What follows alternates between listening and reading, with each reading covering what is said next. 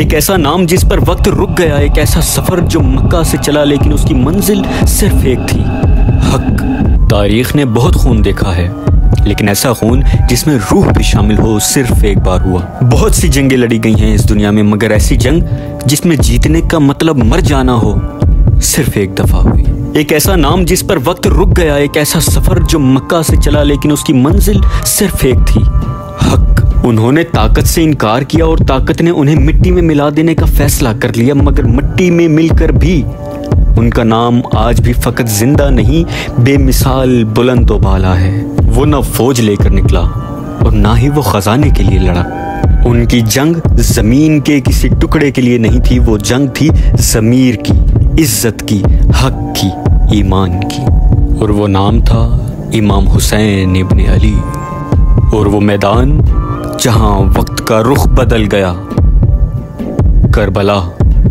अरब के तपते रेगिस्तान में एक काफिला रुक गया था, ना पानी ना साया, सिर्फ सच का अलम लेकर निकले थे और सामने था जुल्म का लश्कर। इमाम हुसैन अलैहिस्सलाम, नवासा रसूल, वो नाम जो सिर्फ नसीब से नहीं अपने अमल से, अपनी कुर्बानियों से अमर हो गया। जब हुक्म आया कि फानी ताकत के आगे झुक जाओ, तो उन्होंने कहा जुल्म के आगे सिर्फ गर्दनें झुका करती हैं, ईमान और ज़मीर नहीं। जब उन्होंने झुकने से इनकार कर दिया तो शुरू हुई वो जंग जो तलवारों से ज़्यादा ज़मीर से लड़ी गई। वो जंग शुरू हो गई जो फौजों के दरमियान नहीं, सच और झूठ के दरमियान थी।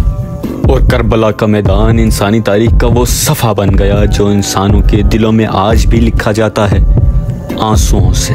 एक तरफ उस जालिम हुक्मरान का लश्कर था और दूसरी तरफ सिर्फ 72 लोगों का एक काफिला, मगर वो 72 लोग इतने बड़े हो गए कि उनका नाम आज भी वक्त की गर्दिश से बाला है। जब उस जालिम की तरफ से पानी को रोक दिया गया उनके लिए, तो उन्होंने इसकी शिकायत नहीं की, सिर्फ सब्र किया, दुआ की और मिसाल बन गए। जब इमाम हुसैन के काफिले में मौजूद बच्चों ने प्यास की शिद्दत से चीख मारी, तो इमाम हुसैन अलैहिस्सलाम ने अपने दस्ते मुबारक को आसमान की तरफ बुलंद किया और कहा, ऐ अल्लाह, ये तेरी रज़ा है तो फिर हुसैन राजी है। जिस दिन तलवार चली, इंसानियत का इम्तिहान था, और जब इमाम हुसैन अलैहिस्सलाम का सर नेज़े पर बुलंद किया गया तो इंसाफ ने आंखों में आंसू भर लिए, लेकिन उनका पैगाम जिंदा था, जिंदा है और हमेशा रहेगा।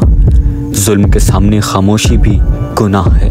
उस दिन इमाम हुसैन अलैहिस्सलाम ने सिर्फ एक जंग नहीं जीती, उन्होंने इंसानियत को ये सिखा दिया कि अक्ल, वफादारी और ईमान तलवारों से ज़्यादा ताकतवर हैं।